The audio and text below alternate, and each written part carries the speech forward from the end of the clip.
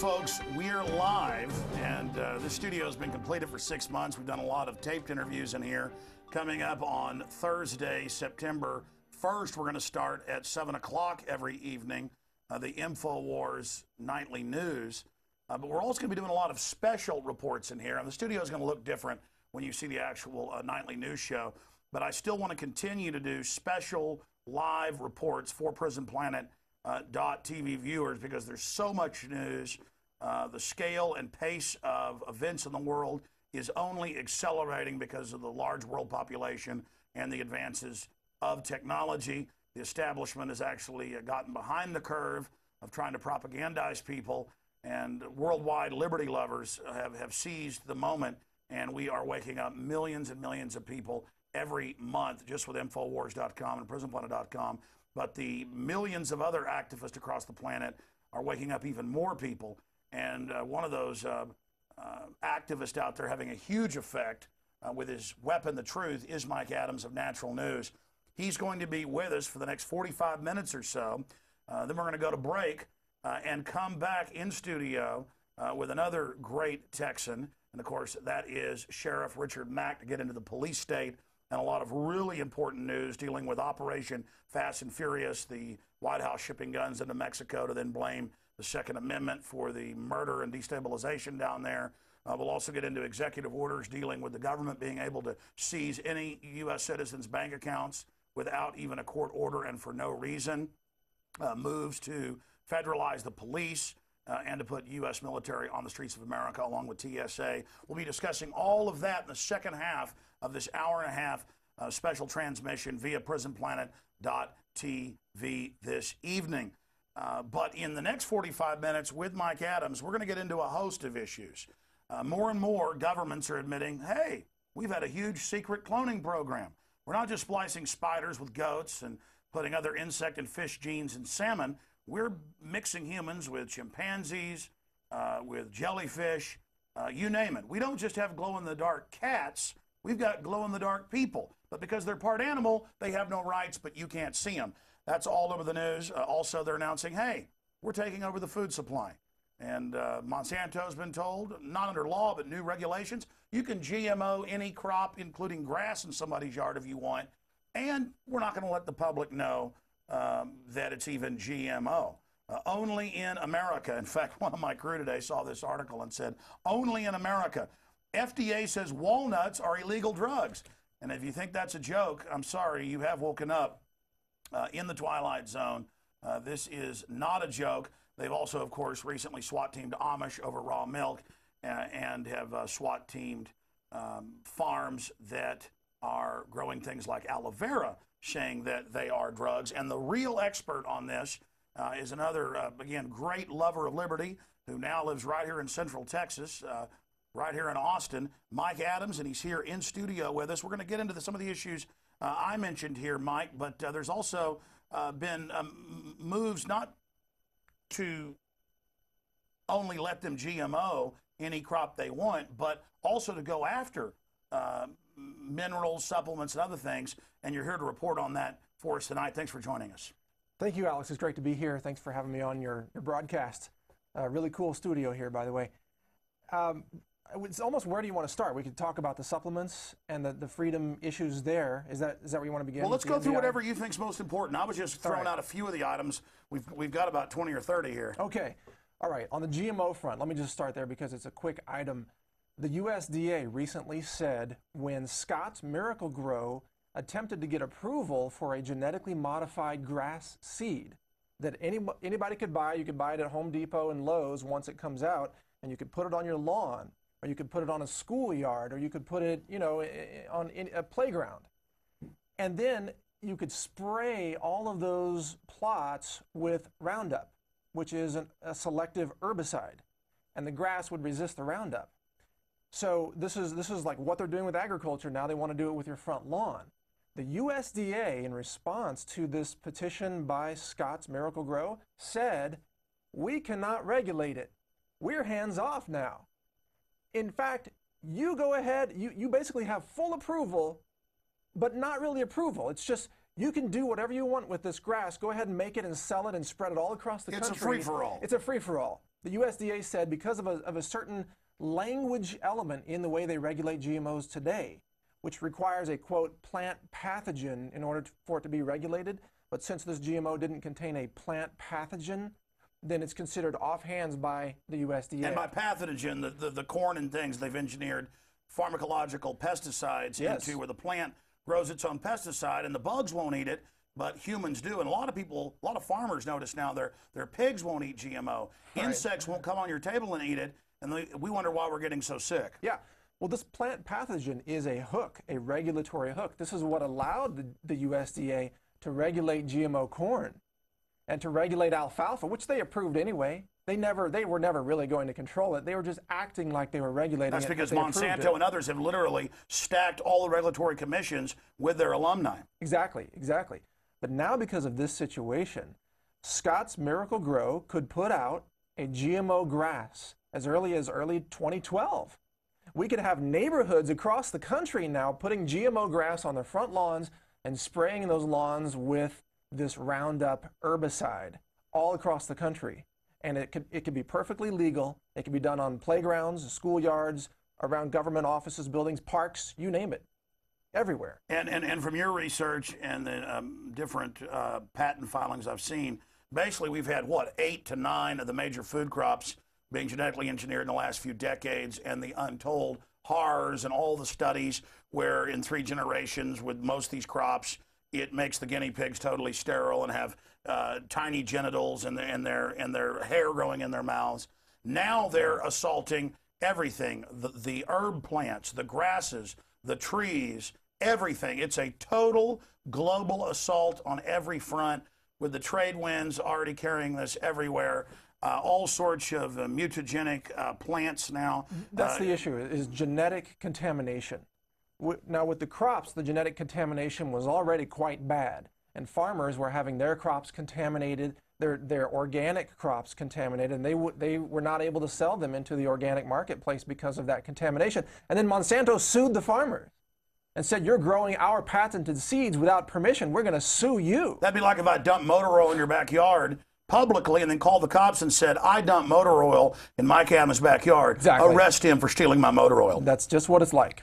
But we wish it was motor oil. It's even worse, yeah, because motor oil, you could clean that up. There is a remediation strategy for motor oil. There is no remediation for genetic contamination. We are talking an out-of-control genetic invasion, a Pandora's box across the entire planet, now being accelerated by the USDA's refusal to regulate these untested, complete quack science genetically modified organisms. That's what we're dealing with here, is quack science. The crazy part, correct me if I'm wrong, there's a million points on this to cover, Mike, but I see articles all the time where these big agri companies go illegally into countries and have research labs and plant their crops right next to the original, true non-GMO crops, and then infect them as well. And I remember seeing in National Geographic a decade ago where a Monsanto executive bragged, yes, we're going to infect everything, and you're not going to have a choice. I mean, yeah, that's right. They know that if they give you a choice, people will choose non-GMOs. This is what they said about the labeling. Why don't they want to allow the labeling of GMOs in grocery stores so a consumer could have a box of product and they could read on the back label, oh, this contains GMOs. Why don't they want that? Well, a top GMO executive said, you might as well put a skull and crossbones on the box, because if people know there are GMOs in it, they won't buy it. I mean, there is some common sense still left out there. Even though there's the fluoride and even though there's the vaccines and the pharmaceuticals, at some level, people understand that playing God with our seeds and with our food and with our genes is inherently wrong, if not downright evil. Well, let's just sit back for a moment, because 10, 15 years ago, you couldn't find organic food in most grocery stores. Now, in the last few years, it's been displacing the GMO garbage. And so they've basically changed the regulations in the last few years to where you aren't even told, and the companies don't have to tell you. And then when organic milk companies come out and want to tell people we're GMO and hormone-free, they get sued. Yes. So, I mean, this is so diabolical for anybody that's questioning. I want to continue down this line and look at how they're trying to totally legalize a free-for-all, and while at the same time going after mainline vitamins and minerals. And for folks that are in doubt about this, it's already happening in Europe. I mean, I want you as the expert to really break that down for people. But getting into cloning, and we'll cover this more later, but here's the Daily Mail. 150 animal hybrids grown in UK labs. Embryos have been produced secretly. Well, it's not really secret. We've now discovered this has been going on since at least 1965. Yeah. And all the genetic engineers I've talked to, including people that have worked at these companies, say this is already giving rise to super viruses. This is the reason you're having so many weird illnesses and cancer and diabetes. We are being poisoned. And then I read the Rockefeller Foundation documents, and I've got some articles here where the Bill and Melinda Gates Foundation have basically teamed up with them, and they're going into Africa saying, if you want your IMF and World Bank money, you've got to accept vaccines, you've got to accept GMOs. And then you read the public documents of the Rockefeller Foundation, they admit, hey, here's our patent for a vaccine that really sterilizes you. Here's our patent for this rice that really sterilizes you. And then it's the very rice they're pushing on them. So of course they're not letting us label it and know. This is about, in every mammal species, being completely barren within 3 generations. Now that's less than a year with guinea pigs, but with humans, we're talking 60 years, but we're already a generation into it, and we see fertility plummeting. I mean, this is so diabolical. You're right, and the reaction to this won't be evident in the human species until perhaps another generation or 2 down the road, when I expect to see mass infertility. They are already killing the future of the human race right now. It's just that people don't know it yet because the infertility hasn't exactly kicked in. Keep in mind that a female baby inside her mother's womb, all right, she is born with all the eggs that she's going to have in her entire lifetime. So there is a 2-generation effect. So the women today in their 20s, let's say, who are having babies, their eggs were formed when they were in their mother's womb, when the mother was growing up, back before a lot of this GMOs and poison was out there.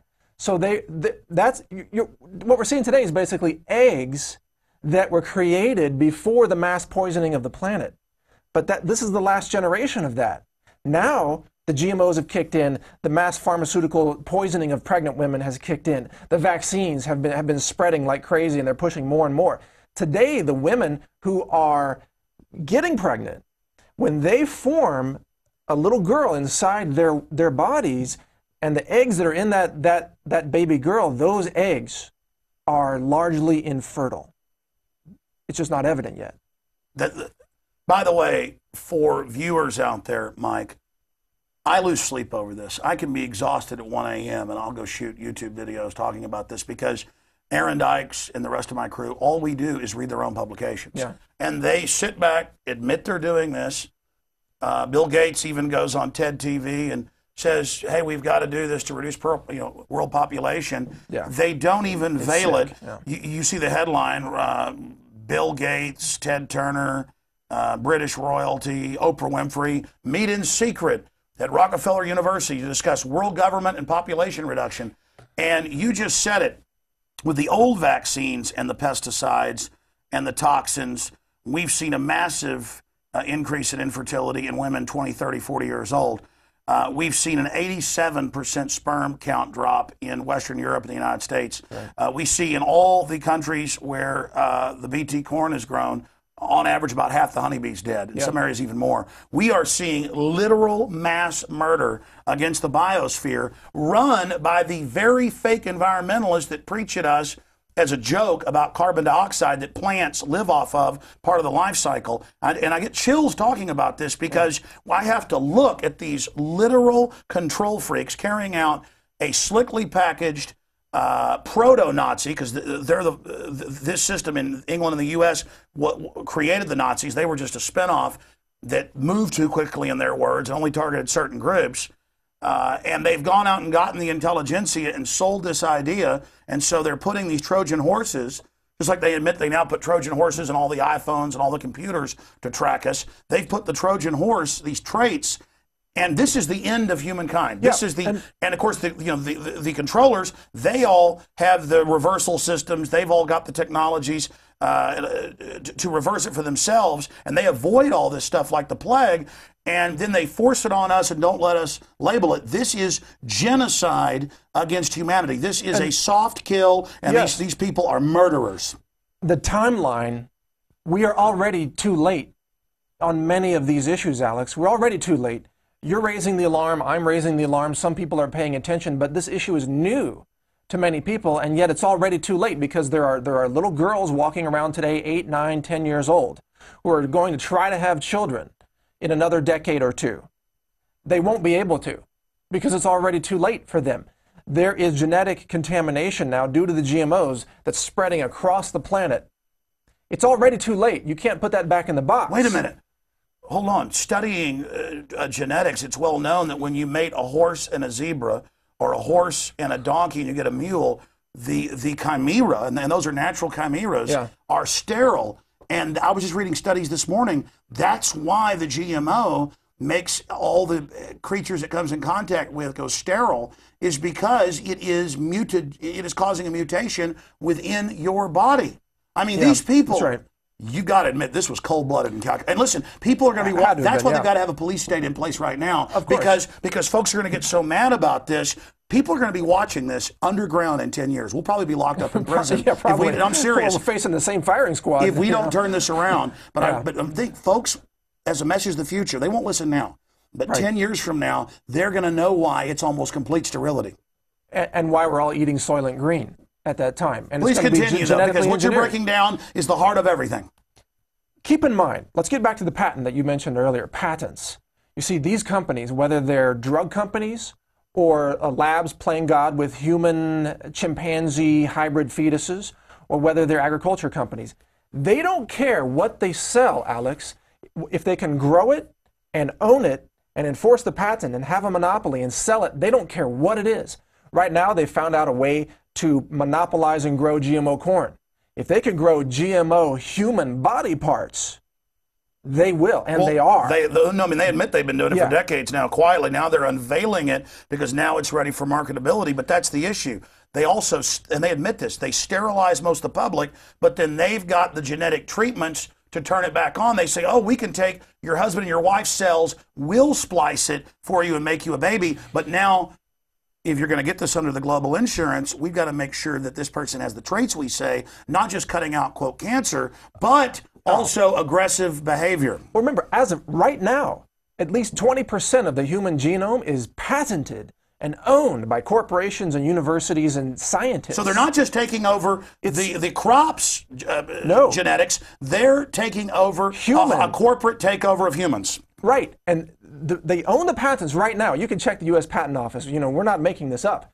It's going to get to a point where if you want to reproduce and have a non-mutant child, you're going to have to pay a royalty. Just like the farmers do to Monsanto and DuPont for the seeds year after year, because the seeds have a Terminator gene in them.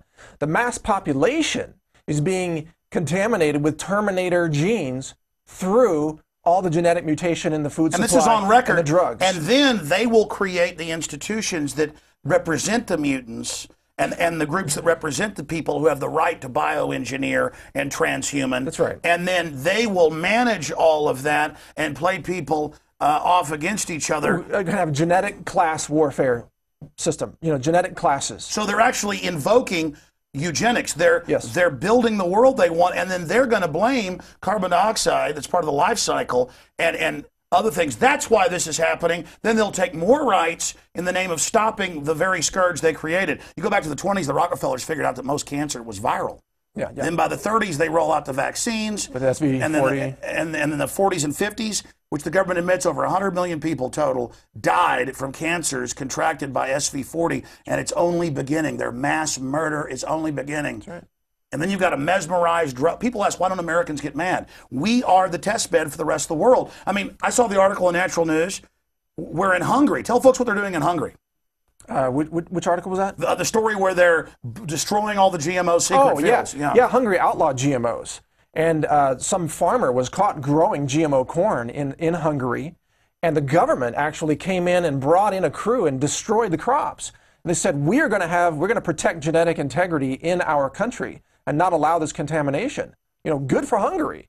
because, Hungary wants to have a food supply, wants to have agricultural integrity in another generation, where the U.S., which has just basically given in to the GMO industry, the U.S. is going to be dealing with mass starvation, mass mutant crops, crop failures. We have all the bees dying. The bees dying, about a third a year. 33% of the bee population is dying every year. Year after year after year. I mean, it doesn't take too many years before you're down to 2 or 3% of what it used to be. And the Germans looked in their guts and found a major link to the BP toxin, because bees are like humans.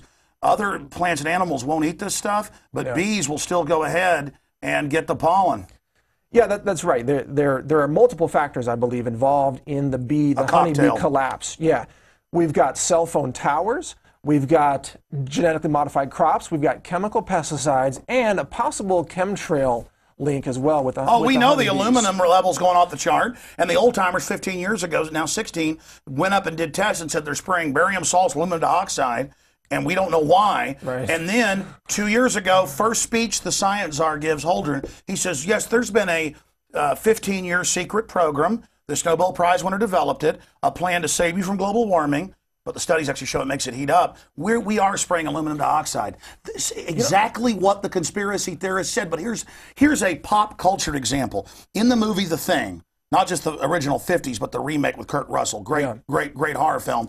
They dig up this creature. It's a shapeshifter. It's a genetic creature that can copy anything at once. And it basically comes to planets to absorb and copy and replicate, and then the entire biosphere is basically replicas of itself. And they estimate with their computer that if it gets out of Antarctica, that within just a couple hundred days, the entire world will be infected. So basically, the science officer decides he's got to kill everybody. Right. And that's what the elite did. And you got to admit, they're smart. You go back to the British royalty 150 years ago. This is on record. They said to Galton and others, the eugenicists, they said, we've got to find out what makes life tick. We've got to patent it, and we've got to take over.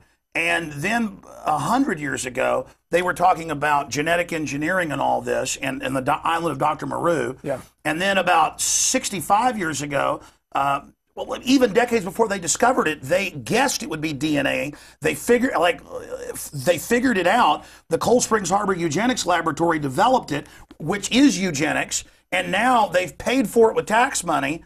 And now they're not using it to empower humanity.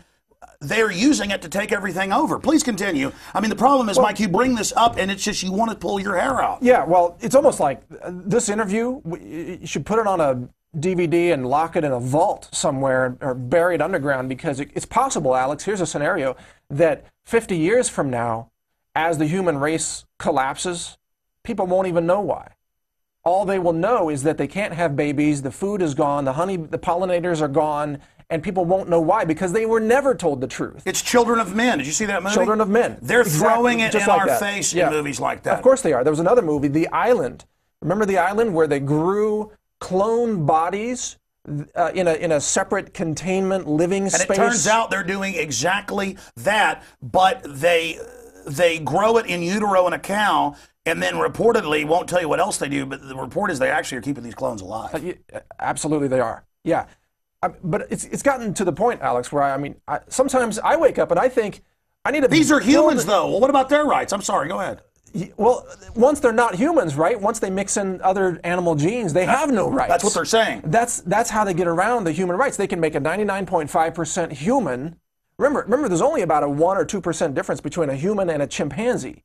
So they can make a 99.5% human and 0.5% jellyfish, and they can say that's not human. So therefore, it has no rights, and we can grow them, and we can harvest their organs for transplant surgeries into other humans. And then they sell it to the public, and Ray Kurzweil does. It's inevitable. Give into it. Don't have a debate about the future of this.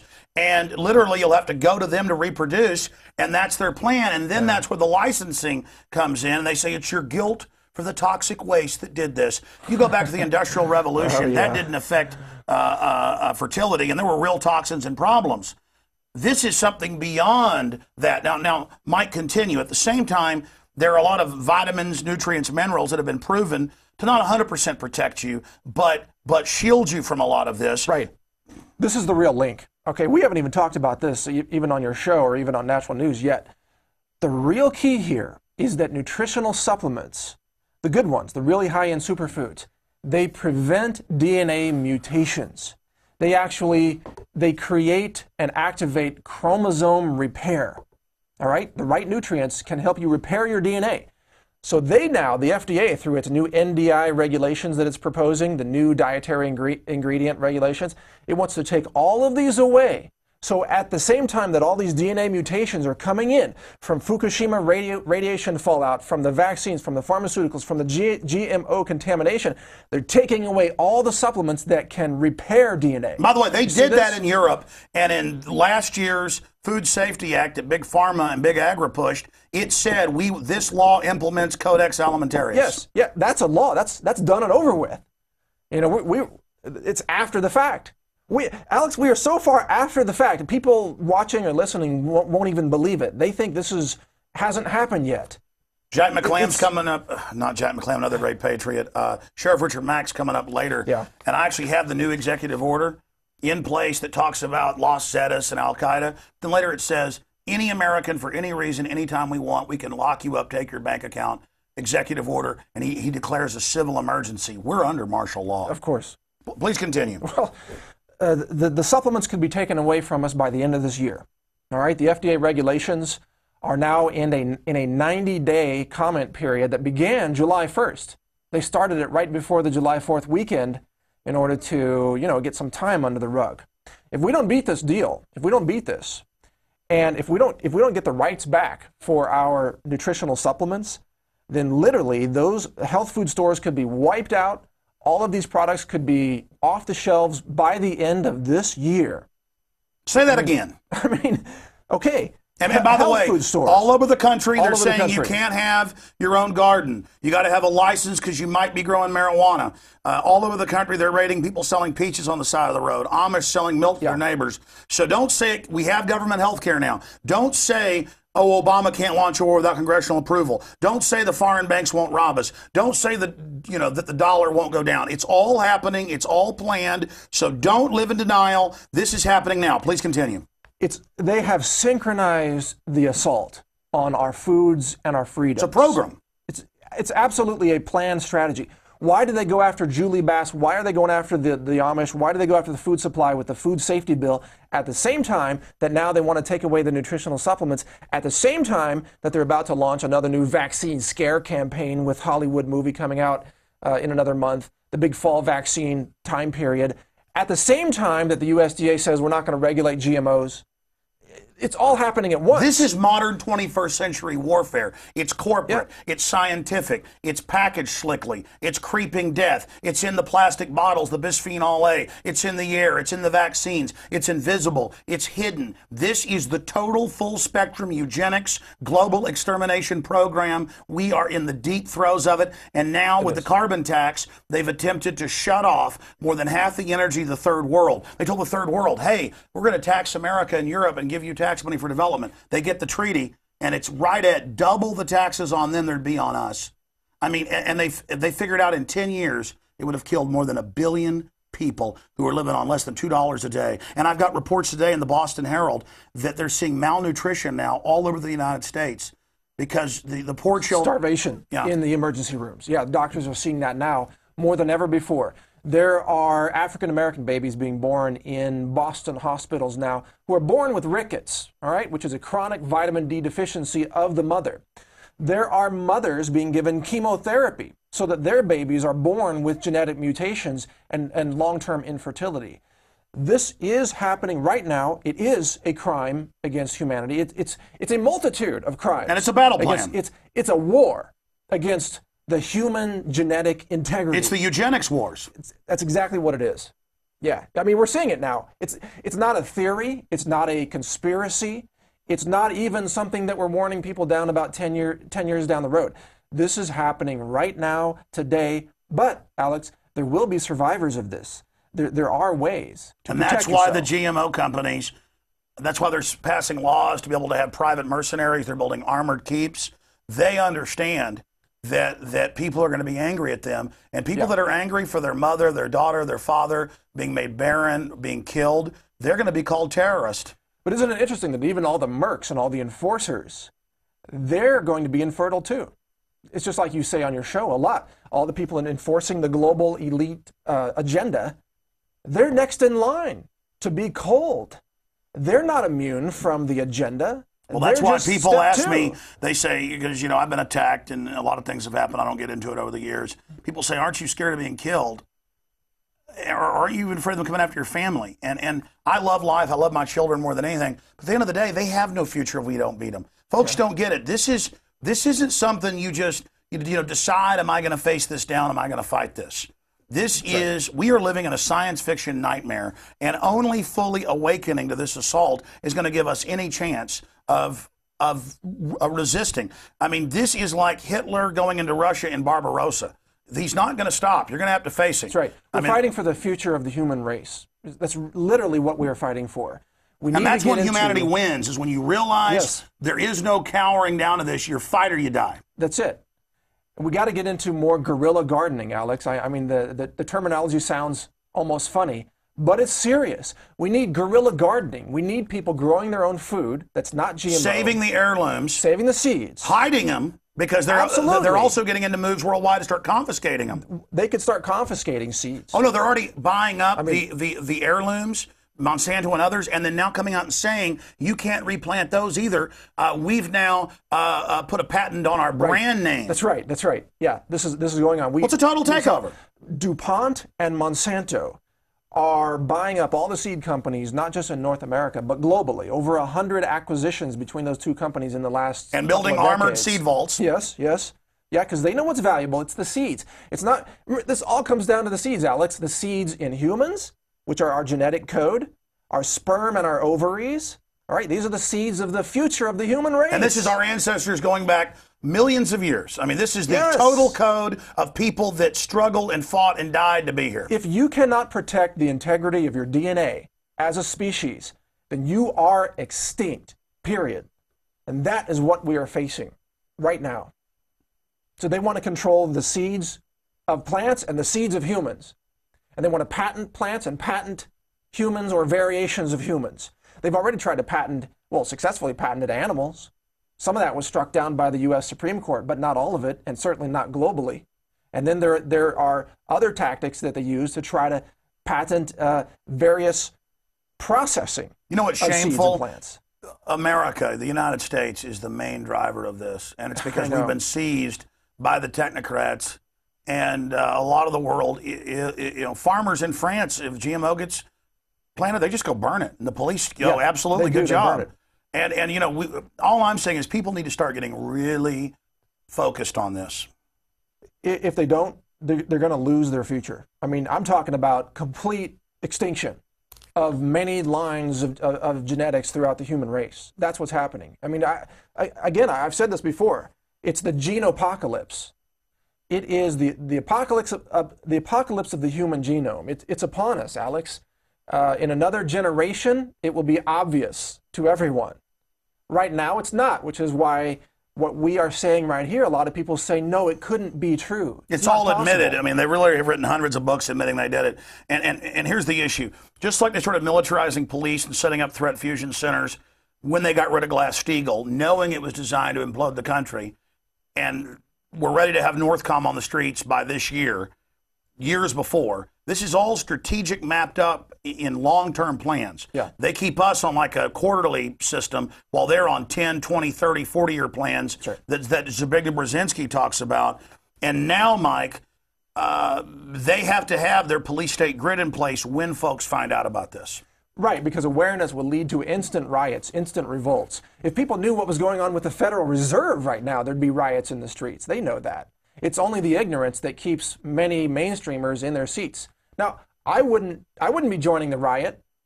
We're already past that stage. We're at home safe, you know, hunkered down, surviving and planting seeds and trying to create peace and freedom and liberty and free commerce and safe transportation in our local communities. That's the kind of thing that I think you and I would both be doing. Not out just going crazy, shooting people. That's what the masses will do because they freak out, because they're uninformed. They did not get informed, and so they're afraid. You know, that... I'll tell you, and we only got about 15 minutes left, and we've got to have you back in here for the news show that starts September first, and also for more of these special reports. If you're watching, this is a special report, part one of it, here with Mike Adams, and time has just flown by so fast. But I was invited to a birthday party, I don't know, almost a year ago now, to a small town outside Austin. And everyone I ran into there in the town was a listener. But then at the house I was at, some of the folks were listeners, but some of the doctors and people that were there didn't even know who I was. But they said, "Oh, you don't know? People have all moved to this town because we know about the population reduction plan. We know about the GMO Armageddon. Smart people could see it, and they've all moved out there. They're, quote, doomsteads with their wives and children, right. Many of them without ever hearing me." And then I was on the other side of the coin with some doctors and geneticists and people at a party I got invited to, and none of them knew who I was. And they said, "Well, how do you keep from just going dark knowing this info?" They started bringing it up to me, didn't know who I was, really? And were kind of very sad about the fact that this was being done. So the good news is, Mike, people are finally starting to get this in the intelligentsia. A lot of them got it a long time ago. Yeah. The problem is they are at their emergency doomsteads instead of having your redoubt, but also going out and warning people. Sure. Yeah, I believe in that. Obviously, that's why I'm here. You and I are all about spreading the information so that people are informed, because we believe that information prevents the fear. If people have knowledge, then they don't panic. We are about helping people be prepared. And we can start reversing this. Yes. Telling somebody, don't walk off the end of that cliff, you're going to fall 1,000 feet and die. That's right. Not fear. It's, hey, there's a cliff right there. No, it's like at a subway, mind the gap. Exactly. No, these people in Washington, they want the public to drive with their headlights off so they don't see something in the road. You and I would be, no, put your headlights on. Maybe even wear a seatbelt. It's just common sense in case something happens. It's preparedness. I mean, do these people who attack us, do they go out there and drive their cars down the highway at 70 miles an hour and not wear their seatbelts? Do they disable their airbags because they don't want to be negative about things? I mean, is that their mindset? It's insane. By the way, I just want to point out, with what we've talked about so far, you notice we haven't even turned a page over. We're still on page 1. Yeah, no, look at this. We have a whole stack of stuff to get into. This is just scratching the surface. So tell us the time frame. They're coming out and saying, you know what? GMO whatever you want now. It's a brave new world. But by the way, you're not going to have Melaleuca plants. You're not going to have aloe vera plants, walnuts. And when I saw this in this article, Life Extension Magazine today, I believed it, but I went and looked it up. Yeah. And sure enough, the FDA, well, I mean, I know you know about it, is saying that they are not generally recognized as safe and effective. And so there's a move to start not letting people have walnuts. That article, I believe, is from quite a few months back, actually. It's about Blue Diamond. Yeah. And Blue Diamond made some health claims about their walnuts that were fully supported by government-funded scientific studies published in peer-reviewed medical journals. And it just said things like, if you eat walnuts, it reduces the risk of heart disease, which is absolutely true. The FDA, like they always do, they said by making that statement, you magically transform walnuts into unapproved drugs. Now you're selling unapproved drugs. But everybody knows, get folic acid for a woman who's pregnant, eat spinach. I mean, we're supposed to eat food. It's like a baby gets milk and they say, no, you want corn syrup formula. No, Alex, the FDA says that there is no such thing as a food that has any health benefit whatsoever in the human body. Foods are nothing but dead calories to the FDA.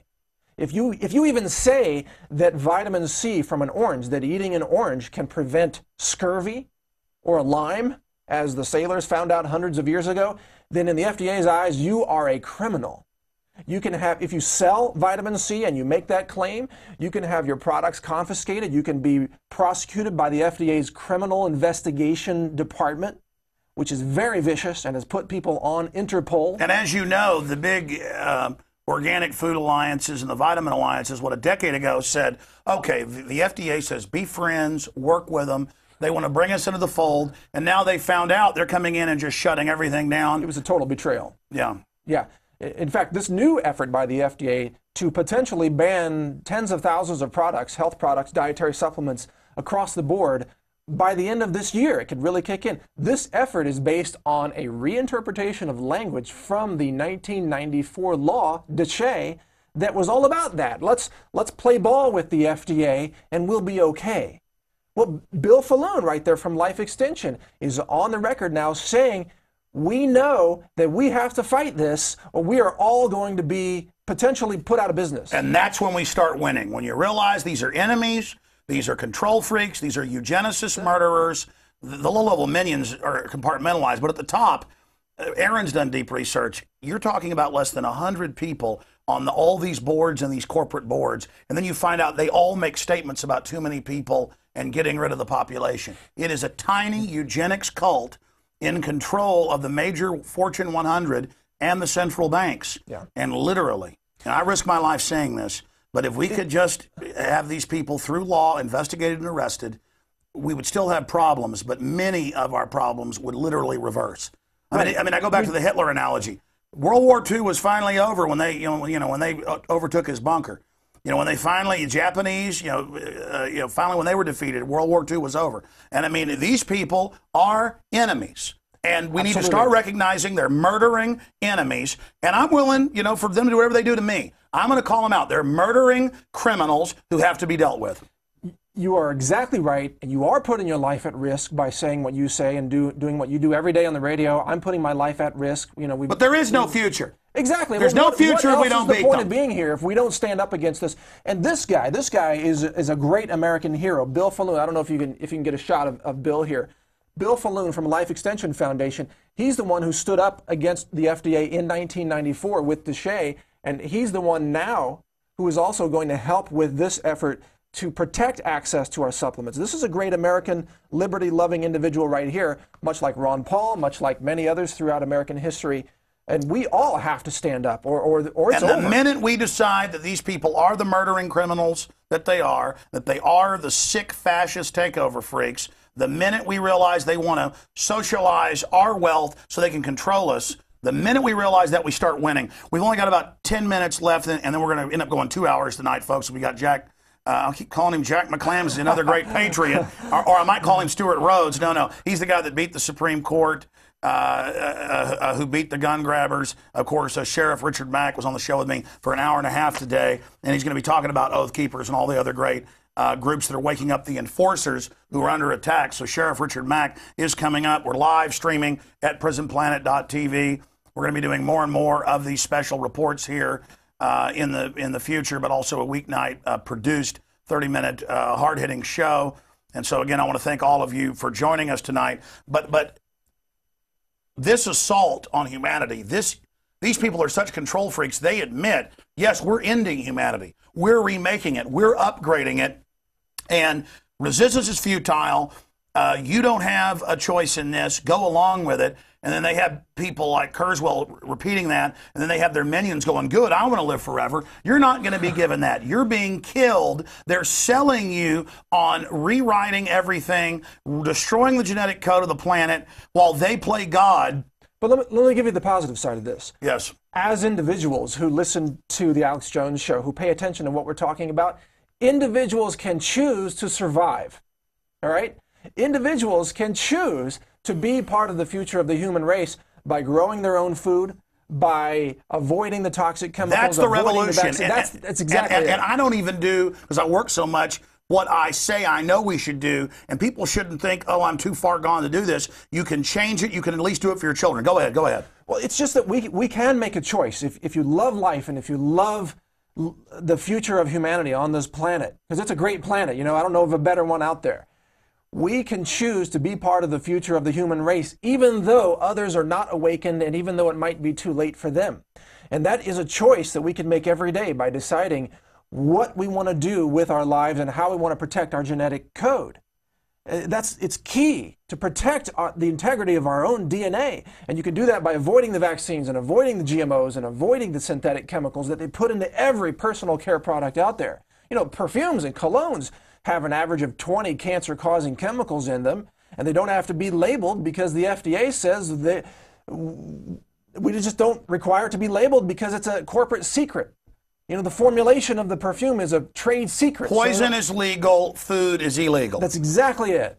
It's that insane. How criminal is this to say you can't grow your food, But we're going to put poison in your body. And you can't find out what's in that vaccine. It's a trade secret. Right. And then you learn they're spiking it with hormones that become recognized as a pathogen because they're added with the pathogen. You find out there's genetically engineered cancer viruses. And they found, even if it's made at 50 different manufacturers in separate manufacturing processes, it's come out that they're adding it. It's not an accident. I mean, these are cold-blooded killers. Yes, yes. But let me bring it back to the superfoods. Even if you don't have a perfectly healthy lifestyle, and I don't either. I don't have a perfectly healthy lifestyle either. Whatever you are doing out there today, watching this, listening to this, if you take some superfoods like Interfood, one of your sponsors, if you take that every day, that will protect so much of your genetics. Even if you still eat pizza or smoke a cigarette from time to time or get some radiation from the airport scanners, if you do the superfoods, you have a much better chance of being part of the future of the human race. It's that important. And I drink 3 or 4 superfood shakes every day for that reason. Tell folks about your own journey from being super unhealthy to where you are today. Well, I was raised on a standard American diet, right? I was borderline obese, diabetic, chronic pain, high cholesterol, eating just fast food, junk food, taking pharmaceuticals. I got vaccinated in the past. I was just regular every day. And I turned that around starting about 10 years ago and just literally transformed my health through food and through learning, education, and sharing that information with others. And just, you know, today I grow my own food. I have a John Deere tractor. I farm. I eat my own tomatoes. I raise chickens. I eat their eggs. Sounds pretty Al-Qaeda. I mean, yeah, I'm a guerrilla gardener. You know, and I hang out with organic farmers, and I'm into growing as much of my own food because I don't trust anything else out there. You know, I want to survive. You are an extremist. Well, apparently. Yeah. Mike, yeah. tell us what's new at naturalnews.com. What's the Health Ranger doing right now? Trying to defeat what? A, the total genetic takeover that's been announced, and B, their counterattack against our ammo, the supplements? We are about to launch a Rally Point website. It's going to be called protectoursupplements.org. It's not up as of this moment, but in a couple of days it will be. It's a nonprofit, totally non-commercial Rally Point. We will be linking to every story, every interview. We'll be linking to you when you cover this topic. We'll be linking to petitions. It will be a place for people to come and take action.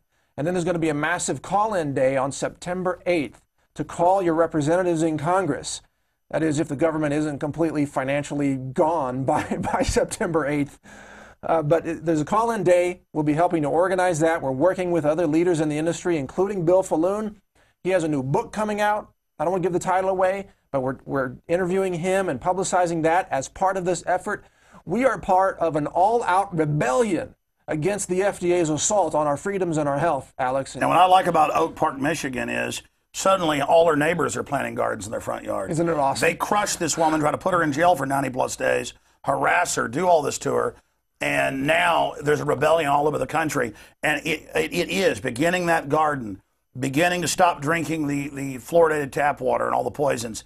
It starts with becoming aware of the enemy, yes, and then slowly realizing that they've built an artificial habitat to literally re-engineer us, is what the elite call the final revolution. And the fact that you're saying every time we go jogging, every time we don't pull into McDonald's, you know, the journey of 1,000 miles starts with a single step. Every time we do that, we defeat these people. Yes. And you don't have to be perfect about it. You don't have to be some Adonis in the gym and eating nothing but living juice every hour of the day. You don't have to do that to be healthy and to survive. You just have to eliminate most of the poisons and strengthen your system with the superfoods every day. I drink superfoods every day, and I highly encourage that. And by the way, you know, I keep recommending Interfood because they're your sponsor, but there are also many other superfoods out there to choose from that are very good. Interfood's fantastic. Mention some others. Well, Boku Superfood, Living Fuel is really great. Pure Synergy is really great. Health Force Nutritionals makes a product called Vitamineral Green that is one of the most potent. I drink that every day too. There's a Rejuvenate Pro product out there. I mean, I'm just mentioning some of the ones that I know of that are in my cabinet. You know, these are the things I drink, and they can protect. No, I know you. You've been here a lot during the day, and you don't really bring food. You bring, you know, these superfoods, yeah, and some cashews. Yeah. And you and your wife, certainly you can tell you're glowing. Me, I got black circles around my eyes, and I'm not running around trying to eat GMO, but it's just in everything. When you go out to eat whatever. No, if I could say, you put so many hours into what you do because you're so passionate about it. You sacrifice your time for the benefit of the viewers and the listeners out there because you feel so strongly about this information. Well, they could also imprison me or shut me down anytime. But I know and how so hard I've got to you work. say as much as I can now. The stress of the work that you do and that I do, and you work harder than I do, and there's not many people who do that, by the way. The stress it gets to us. If we don't take time out, man, it adds up. Because we feel like so strongly this rebellion, this liberty march is so crucial that we tend to sacrifice our own health in order to help the other people out there. And I see you doing that constantly, being very effective, but putting in so many hours. I can't even imagine how you get it done, Alex. Well, the dozens of countries are creating thousands of transhuman and half-animal clones. I mean, we've got to put in that effort to shake people out of the trance, the television, and the rest of it is put them into. We're going to go to a couple different little pieces of my films, Police State 4, Endgame, and, of course, the Obama deception. These are trailers for the film that folks, really don't often see since the films themselves are out. But we're going to play a couple of these, come back with Sheriff Richard Mack to get into the physical control grid that they're trying to put in, and some huge police state developments. Mike Adams, I really want to thank you for joining us. Mike Adams, my pleasure, Alex. With Natural Good to be News. here. You bet. And I look forward to having you pop in via Skype, but also in studio on the nightly news show. Yeah. And sometimes when I'm out of town or something, we can work you to death and have you come in here and do the show. Because you do a great job on the radio when you fill in. And my websites, of course, are Infowars.com and PrisonPlanet.com, and I hope you'll spread the word about that. We also did a special report this week that's on the YouTube channel that really needs to go viral. It has gone viral, but super viral. And that's titled Genetic Armageddon, Humanity's Greatest Threat. Please get that special 15-minute report out on the transhuman cloning and the rest of it. And Sheriff Richard Mack, who's launching a big offensive against the globalist, is coming up. We'll be right back in a few minutes. Stay with us. Thanks, Mike.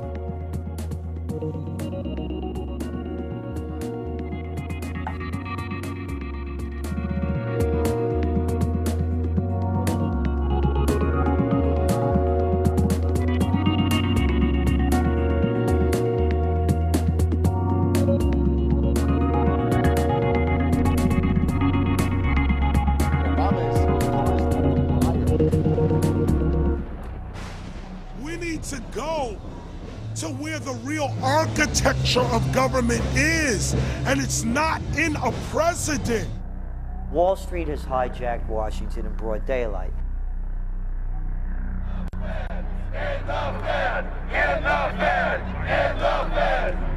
Well, Obama's already fudging.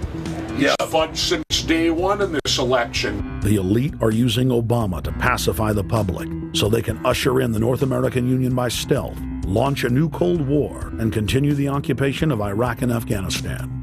The globalists are outside all the nations. That gives them safety, and they play countries off against each other. We've got to give them a stake in creating the kind of world order that I think all of us would like to see. Partnership and cooperation among nations is not a choice. It is the only way. What they're doing is using the existence of the United States to act out their Wall Street fantasies of world domination and maintaining their capital structures and maintaining their system of looting. The fight that this country has been waging since its inception is for the central bankers not to take over the country. President Barack Obama is only the tool of a larger agenda. Senator Obama had a desire to do some meetings. Others have a desire to meet with him tonight in a private way, and that's what we're doing. Presidential candidate Barack Obama was publicly criticizing the North American Free Trade Agreement in a bid for votes, but privately telling Canadian officials not to worry about it. If you talk to our generals, they are desperate for is a civilian counterpart to our military force. What do you call this thing where you get this false sense of gratification, but because a black man is in office, everything's gonna be all right? No, everything's not gonna be all right. So I know how unpopular it is to be seen as helping banks right now. especially when everyone is suffering in part from their bad decisions. I promise you, I get it. The Obama Deception. The Truth Strikes Back. Get your copy of The Obama Deception today at Infowars.com or download it in super high quality at PrisonPlanet.tv.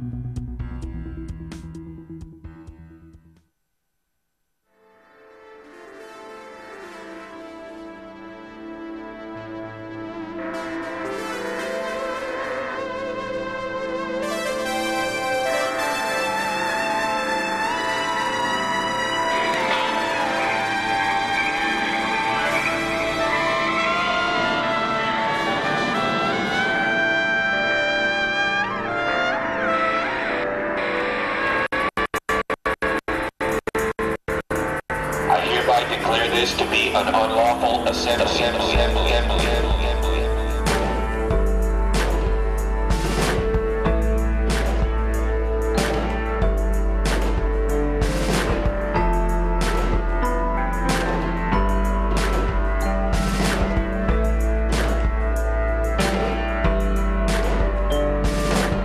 Chaos is hanging around. Shut it from the sound. The death machine ain't slowing down. It's gaining pound for pound. A gas mask is the couture in the summer of rage. They're building mass graves within the states. You and I never vaccinate. They're preparing us for an all-out police state.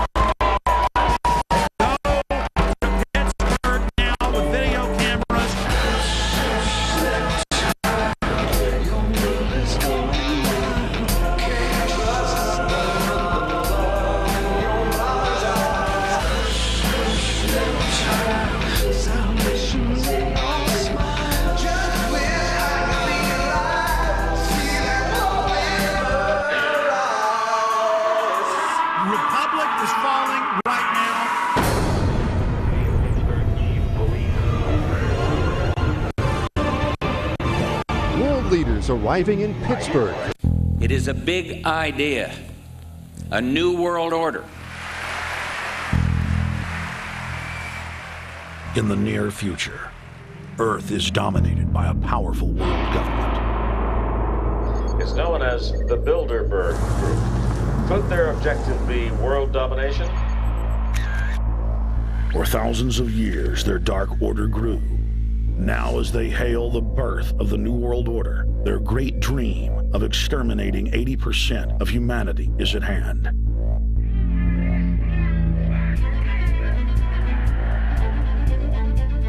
For the first time in history, the elite's plan for world government is blown wide open. You will learn the secret that drives the entire New World Order agenda. Bilderberg is making great progress toward a world government. Only an educated, informed public could stop them in their tracks. Alex, it's Chalabi, eh? For the first time, all the pieces have been put together. The dots have been connected, and the picture is crystal clear. Earth's ruling elite believe they have discovered the fountain of youth. But before they can attain it, 80% of us must die. A psychopathic technocracy is establishing world government so there can be no escape from their plan.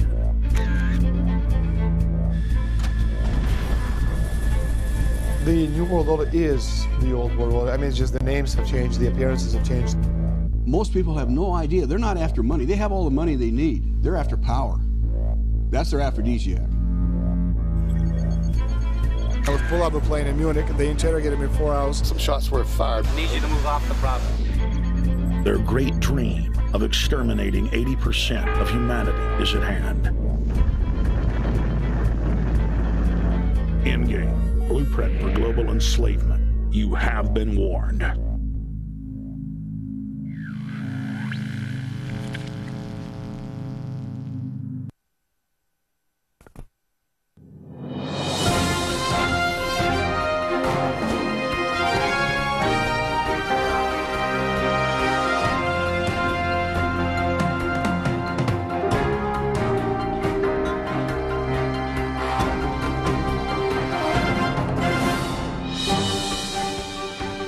Welcome, folks. It is Thursday, the 28th day of July, 2011, and this special live InfoWars special report is going into its second hour this evening.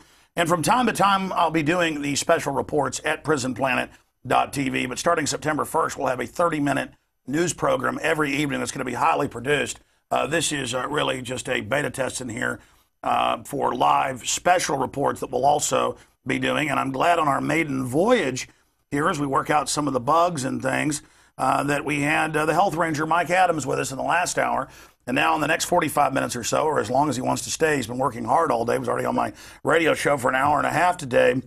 We have Sheriff Richard Mack, and most folks, of course, know who he is, but he was the guy that shot down the Brady bill as unconstitutional, took it all the way to the Supreme Court and won. And of course, he's a best-selling author and a great fighter for liberty, what you'd call the proto-Tea Party. You know, the real folks that were right about everything that's now happened in America, and who are true constitutionalists, not fake Republicans or Democrats. And Sheriff Richard Mack is here with us, and his important message is reaching out to the police, reaching out to military, and reminding them of their oath. Because, hey, if you don't follow the Bill of Rights and Constitution, you might as well be like the corrupt police in Guatemala or North Korea or China or what we've seen in Russia or Eastern Germany. The examples are replete. And before I get into Operation Fast and Furious and Courtside and all the things that are going on and try to sit here and shut up, because everything he's going to say is going to make 1,000 things explode in my mind, but that's why folks watch. I don't need a teleprompter. I need to be hit on the head with a hammer to shut up.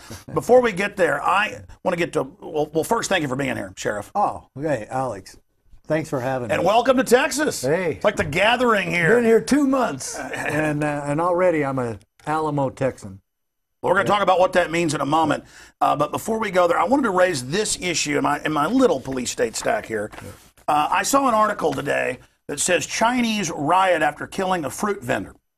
This is the Financial Times of London. Mm-hmm. And this disabled 52-year-old Ding Quago died when the code enforcer police beat him to death in front of everyone for no reason. And in China, every day now, they have giant riots when the police act like Chinese communist thugs. Mm-hmm. The Chinese riot and attack police stations, and in many cases kill everybody inside now. They weren't doing this 10 years ago. Mm-hmm. They don't have big Tiananmen squares down in the square. They just go crazy.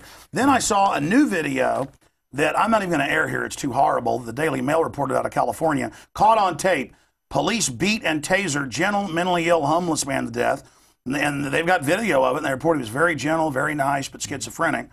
And there'd been they thought somebody messing with cars. Turned out it wasn't him. Yeah. But when they came over and tackled him, they tasered him 6 times and beat him to death. And if you look at the photo of him, it took him a couple days to die. I mean, he looked like he was run over by a Mack truck. No pun intended. And again, my job is not just to sit here and bash cops. They make mistakes. They got a tough job. But the difference is that why would Chinese riot and take over a whole city of 30,000 and take over the police station over seeing somebody beaten to death? And here in America, we lie down and take it and see it as almost pro-police, right, that we see so many crazy examples of them beating people up that are videotaping them. Right. What's happening? What's the difference between a peace officer and a guardian of the republic and these enforcers. And what's your comment on this latest story? Well, I think it's simply a result and an indication of the training that we receive in this country now at the police academies and within the police departments themselves and the sheriff's offices. It's a them against us mentality, and the police are trained. Safety tactics. You go home tonight. The most important thing after your 8-hour or 10-hour shift, you go home and you make sure that you're on guard, that your gun belt is ready, the strap off your gun is undone, and you're ready to go. Make sure you're able to defend yourself. And it's just overdone, Alex. It's just way overdone. And just like the SWAT team mentality altogether, it's overdone. I mean, we actually have the Department of Education that calls in a SWAT team to go after a family and goes in and raids a family with a SWAT team in Stockton, California. Outside of their jurisdiction. Outside of their jurisdiction. No warrant. Yeah, and when they do that, my thing is, my message to everyone in this country is that there is a solution to this police state SWAT team mentality that's going on in our country. And it is, 1, return to the basic fundamentals of our Constitution. You cannot have, I read a book, and I can't remember who it was. It was on community policing, which is supposed to be an oxymoron, because that's what we're doing anyway. But the problem with it is, he said, the problem with policing in America is we're being patrolled and policed by strangers. Now you take that to the next level. These guys aren't strangers anymore. They're police state officers. And that is the mentality that is going on in this country. And my warning is to every sheriff and chief of police and peace officer. You have to know the difference between a peace officer and an officer of the state. And when we return to those basic fundamental principles that sheriffs were established for in the first place, to be the peacekeeper, then we will return to freedom. And that the most important thing that your sheriff can do is to protect you from the tyrant. And he actually interposes himself on behalf of the people. And so we can stop this. For instance, the Stockton, California raid. The lady who was the suspect, who wasn't, what crime did she commit? She didn't pay back her student loan. And we don't have debtor prisons in this country. That's a civil matter. I know, it's a civil matter. I keep saying that to people. Why don't they listen? But it's a power grab. They go in, and she's not even there. So obviously they haven't done their homework. She hasn't been there for a long time. Hasn't even lived there. And so her husband gets raided. And he gets handcuffed and thrown out in the heat and sits in a patrol car for 6 hours. They kick in the door. They don't even offer to fix that. They tape it. They tape over where they kicked it in, and they said everything's fine. That guy should be suing for all sorts of Well, it's a message. But pay this money, even though we're in a depression. It was Thomas Jefferson said that when the government fears the people, there is liberty. When the people fear the government, there is tyranny. No, that's what we have today. You have what you have today. You know, you don't even need to say tyranny. You know, but the thing of it is, if we're going to stop that Stockton, California raid, the sheriff should have gone to them right then, that day, and said, I didn't know you guys were coming in here, and if you ever come into my county and pull that crap again, you're going to go to jail. And I'll be the one doing it.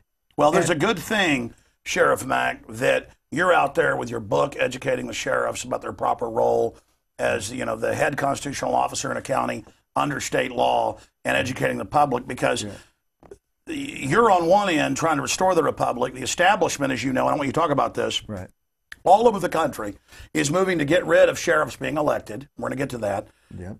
But also we see these power grabs. Just 10 years ago, not even 20, it was well known that feds had to get permission, the FBI, to come into a county or a city. But now they've built these law enforcement centers. The feds come in with money. They build the threat fusion centers. And the feds are the boss there with the police chief and the detectives. And they all go to lunch together. And now they're just auxiliary federal officers. In many cases, they're deputized. They've deputized sheriff's deputies under the ATF grant in the schools, asking what kind of guns do mommy and daddy have. I mean, this is a scientific takeover. So can you speak to the program to get rid of the sheriff as an elected position, to cut the people off from that, and really complete our journey into corruption and despotism. Because as you know, as yourself has said, as Stuart Rhodes has said, Jack McClam, so many others, Sheriff Mack, that tyranny will come to your door in a uniform. It will. And all of the horrible incidents that have happened in our country in the last 20, 30, 40 years, Ruby Ridge, Kent State massacres, Waco, and they go on and on. And we can even go back, in every one of my presentations. The Waco sheriff said he wished he would have done his duty. Exactly, yeah. You can even go back, I like to use the analogy of Rosa Parks. You see, Rosa Parks got arrested, an American citizen arrested because she didn't give her seat to a white man. And now she's been honored in the year 2000, she was honored by Congress. Do they know why she was honored? She broke the law.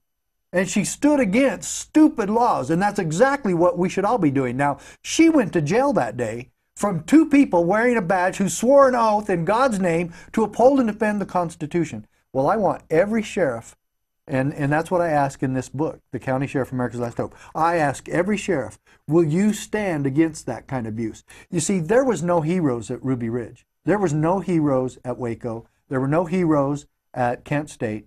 There were no heroes at the Rosa Parks bus problem. She was hauled off to jail.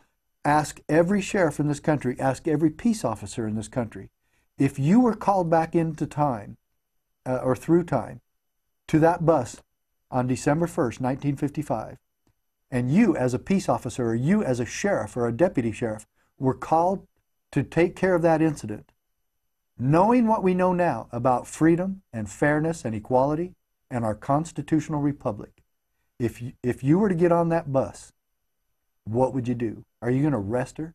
I've had actually a few cops tell me they would, because all the laws have to be enforced. That's the mentality I'm fighting. That's the thing my books are fighting, and that's the thing I've stood against for since I've been in law enforcement. Well, I mean, 20 years. Exactly. I mean, as the founders stated, and as the Constitution states, and as the juries and grand juries are set up, juries and grand juries aren't supposed to be kept creatures of the prosecutor or even creatures of the judge. And creatures of the judge. They're supposed to judge the law as well as the facts. That's another check and balance of the people. If the corrupt system's doing something wrong, or they don't think the law is right, that is the check. It's not just the legislative, the executive, and the judicial. And the sheriff is another elected person who's the guardian. And state sovereignty is the other branch. In fact, the Supreme Court decision, now this is the Supreme Court decision. This is how small it is. You have a pocket constitution that you can keep this with. Everybody carries a pocket constitution. The other most valuable tool you should have this, the victory for state sovereignty. This proves what you're saying, that there's the legislative branch, there's the executive branch, and there's the judicial branch. And then Scalia actually says that state sovereignty is the other check and balance that should be applied and should be used in this country. And that's why it's so important that you put the sheriff with the principle of state sovereignty, and he will then know and understand his duty, his responsibility to stand against the tyranny of the federal government. Well, I want to go back to these military men and let's go back to your other question. Because we heard a police officer. Well, sure, go ahead and finish what has happened to the sheriffs? Yes. What is the move nationwide? Well, first, two of the mistakes that the most recent states coming into the Union made was Hawaii and Alaska. They did not establish sheriffs in those two states. There's none. There's no sheriffs. Then, another huge mistake about 10 years ago, the state of Connecticut actually voted away all the sheriffs. And I think there was only about 9 sheriffs in the state of Connecticut. They voted them out, just got rid of them. Why would you want to do that? Why would the state? And do you know who went out there and campaigned and lobbied and testified before the Connecticut legislature to stop that idiocy? Our own Joe Arpaio, Sheriff Arpaio from Phoenix. He went out there to tell them the biggest mistake you can make is get rid of your sheriff. The second mistake you can make is to appoint your sheriff. The sheriff should remain accountable to the voters. Well, that's what's crazy is we have cities that are just incorporated under state law. The county is above it in the chain in state government. It stays out of the corporation. Well, that's ass backwards is my point. Exactly. Is to, and I hate to use that term, but that's what it is. It is. To have the feds coming in and lobbying to have the sheriff gotten rid of. I mean, that is a direct attack at the heart of the cellular level of the state, the county. But going back to the big issue of what you raised about Rosa Parks, I think that's one of the strongest points I've ever heard you make, and that you've talked to police that would arrest her today if ordered to do so. That goes back to the Nuremberg trials, where the Nazis came up and said, we were ordered to do this. We were just following orders. And that's how it works. First, they ask you to follow orders that are a little unconstitutional. Because they had a similar constitution in the Weimar Republic. Right. In fact, in some cases, they even was built off ours. It was even more expansive in some areas with rights. Yeah. But over time, they eroded it. And pretty soon, the sky was the limit. And those guys were hung. And so saying, I just followed orders, hey, I'm just doing my job. Well, hey, buddy, you swear an oath to protect and defend the Constitution from enemies. Exactly my point. And I don't know if you've seen my film Road to Tyranny, but it has a squad car video in Virginia of a naval veteran, no criminal record, pulled over. They find a pocket Constitution in the trunk at a checkpoint. They arrest her, and the two state police officers start getting scared. And it's just a mainline Constitution, and they act like they found a 100-foot rattlesnake, and they go, my God, I can't believe we got one of them. These guys swear an oath to this, but because they found one of my videos, but the pocket Constitutions, what really scared them, and they found a Patriot Games VHS tape, because this was back in 2000, Abby Newman, they found a Patriot Games VHS tape. No, I was involved with Abby Newman. I went out to testify at her trial. But it also scared him, the word patriot, that I'm trying to think of his name, Harrison Ford. Yeah. That's even evil now. Right. I mean, the word patriot scared him. What was wrong with those state police officers? Again, training. They've been trained. During the radio show today, we were talking about posse comitatus, and we talked to Josh, the officer in the Army, I think it was. He said, yeah, we're going to use foreign troops in America. Yeah, he was a Marine. And the mentality of that really scared me, and you're talking about it here again. It's being exemplified by the brainwashing that law enforcement have had throughout the past 30 or 40 years. Now, when I first started as a rookie, we had training about these so-called right-wing groups. Well, I was trained. I went to police training that said posse comitatus. Didn't say anything about it being a law passed back in 1890. That didn't allow the military to be used for domestic purposes. I wasn't trained to that. I was told that posse comitatus was a group of right-wing radicals that were dangerous, armed to the hilt, that would kill cops if you tried to stop them for a traffic citation. And that's why people say, why is the Army at a checkpoint posse comitatus? They flip out. Yeah. And as soon as you use the term posse comitatus, then these cops are going to think, what is the matter with you? And then you explain to them that is a federal law that prohibits the Marines or any other branch of the Army or military being used in domestic And now we reasons. see that was my next issue, and I could see the MIAC Homeland Security reports that good peace officers, federal and state, sent me that the training has nothing to do with Al Qaeda.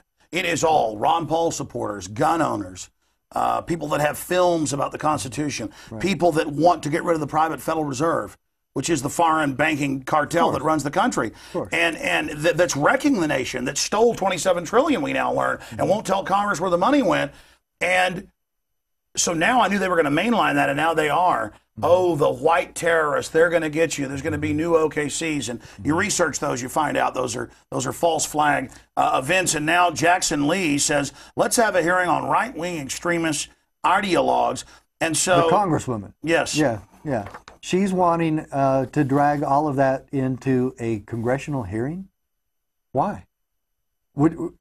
I thought she stood for civil rights. I thought we already broke away from this crap that government has to watch. Well, that's over what it is. When libertarians and constitutionalists and conservatives want the Constitution, they just say, well, you don't want government health care, you're racist. They throw that in so that liberals don't wake up and come defend the Republic as well. Right. And I still maintain that, and I really thought the time you spent with Mike Adams was extremely valuable. And some of the things there that he talked about, I've been involved with. For instance, going and drinking milk. I hate milk. I'm not kidding you, I hate milk. But I went all the way to Madison, Wisconsin from Arizona to drink raw milk with a couple of Amish farmers at the state capitol in Madison, Wisconsin. That's extreme. It is extreme. Yeah. That's almost as bad as that lady in Oak Park, Michigan, with the garden. And the 93 days in jail. Who the hell does she think she is? And well, these people are extremists. Oh, I know. But thank goodness Jackson Lee, the congresswoman, wants to put us all in a congressional hearing. Well, she cares. I mean, yeah. Well, of course she cares. And so I did, and we challenged the police because they had already raided both of these guys, destroyed their farms, destroyed hundreds of thousands of worth of food, real good food, and they're just providing this product to people who want it, who don't believe in pasteurized milk, and they don't want their cheese burned and ruined and all the enzymes and vitamins destroyed before they feed it to their family. And so they go to Vernon Hershberger and Max Kane. These were the two guys I drank with. And you can go to my website and you'll see that picture with me drinking this, folks, on the state capitol. I want a disclaimer right now. I'm an extremist, but not as evil as this guy. He actually drank milk with Amish. Hey, we need... That's good, Alex. Now, your blood wasn't more than 1 part per million. I mean, what's the milk blood level allowable before you go to jail? I think it's 0.08. Yeah. So let me tell you, you joke about it. It's not funny. It's not. That's funny. a hardcore drug. These two guys though are the salty earth people, and Vernon Hershberger and his 8 or 9 kids and his beautiful wife. Oh, dangerous. You know, they were there with us. All of his kids were there on the state capitol.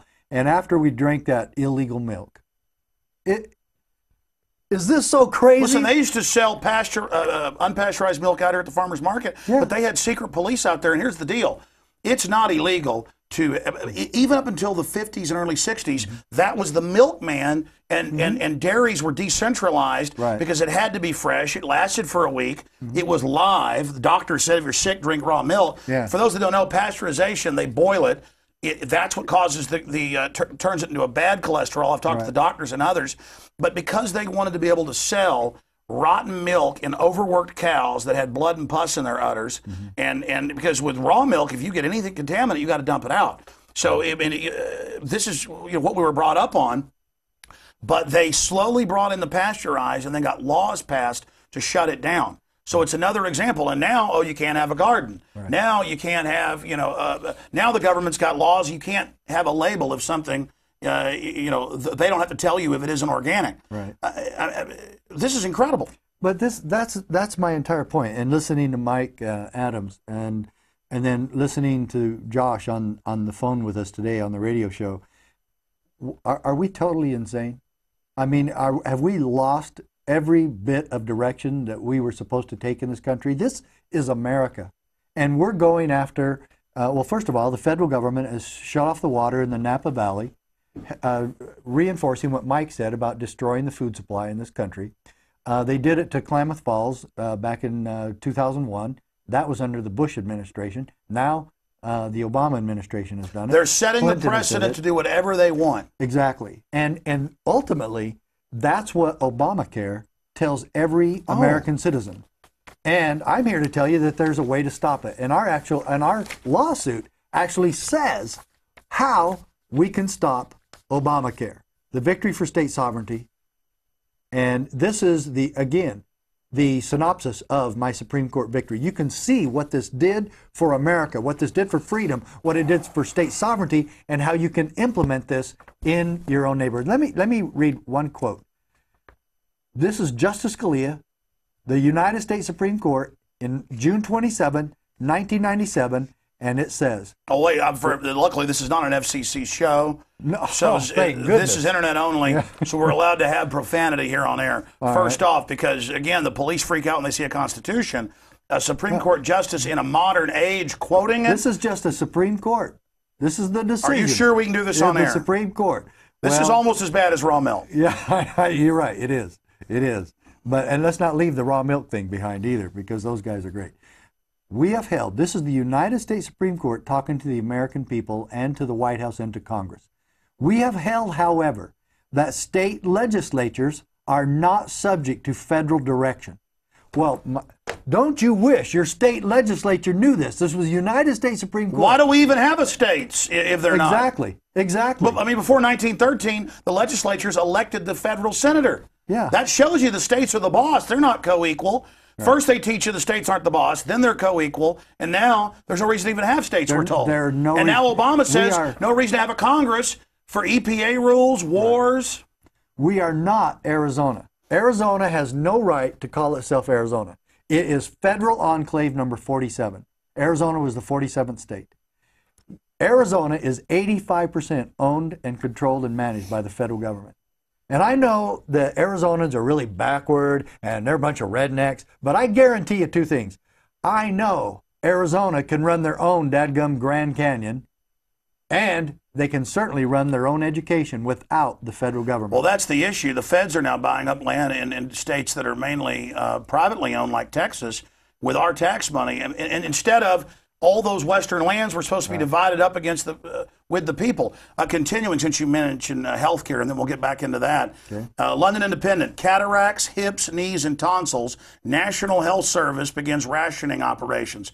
Here, Bill Gates has come out and said these are death panels, that his foundation helped get it in there, and that the feds will decide what procedures doctors can give you. And he said, don't give granny treatment, we'll hire 10 teachers. So playing us off against each other. Once they socialize everything, then, oh, well, we don't agree with your diet, you've got to pay more, or you don't get treatment. But I've watched the House of Lords, even when Tony Blair was there, before Gordon Brown and Cameron, and he would admit they have, in one case, a form of brain cancer, almost 100% operable if it's done within a month. And he admitted, yes, we make you wait 18 months. It's a death sentence. It's eugenics. But here's the London Independent. Hip replacements, cataract surgery, and tonsil removal are among operations now being rationed in a bid to save the NHS money. This is how it always works with socialism. Well, the socialist structure does have that. I mean, there's no question about that, and that's why they want to socialize and nationalize health care in America. And now you're beholden not just for your food stamps or for your Social Security, for your health care. But for your tonsillectomy. And if you don't go deeper into debt to the international bankers, oh, we're going to hold off on your health care as well. And everything that I've ever heard you talk about at Santa Cruz, California, when we were there with Joe Bannister, great meeting, jam-packed with people from all over California. Everything I've heard you say on your shows and of the tapes that I've seen, you did one that I was involved with, like I said, back when Abby Newman thing and the police state video that you did pursuant to that, and a lot of other things going on in America.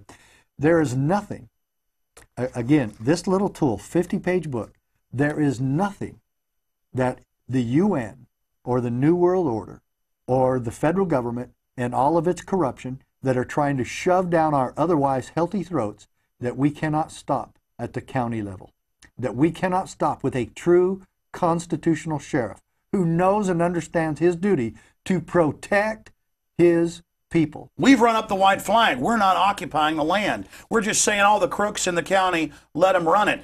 But then when good people do try to actually root out the corruption, a court side happens, but that's fine. We've got to draw the tyrants out and let people see their corruption so that it's evident. Yeah, there's people still telling me today. I even have a sheriff out in Washington. I went there. I've been to Wisconsin and Washington State, not D.C., Washington State, to help a family, again, rated by the FDA, to have them stop dealing that horrible raw cheese and raw milk. And this farm, rather a very small one actually, they went and destroyed about $300,000 worth of product. Wouldn't let the poor eat it. They were sending these products to the most plush restaurants all over the country. No, I know. Yeah. People loved it. Raw cheese at Whole Foods is 3 times more. Yeah, and they love it. By the way, it's real cheese. Yeah, correct. That pasteurized stuff isn't even cheese. Correct. And so the sheriff there, I went and met with him, and I'm with the victims of this FDA raid. And I said, you know what, Sheriff, if you'd read this, if you take the time to read my case and to read the book, I think you'll find that you actually do have the responsibility to protect these people from those types of raids. What are they doing? Exercising what the Declaration of Independence says, their pursuit of happiness. They are doing this with their family. They have 6 adopted kids, and they're all running this farm together, working together as a family. Wonderful kids. Working together as Al-Qaeda. Yeah. And they just want to make a living, and they're doing it. And who shuts them down?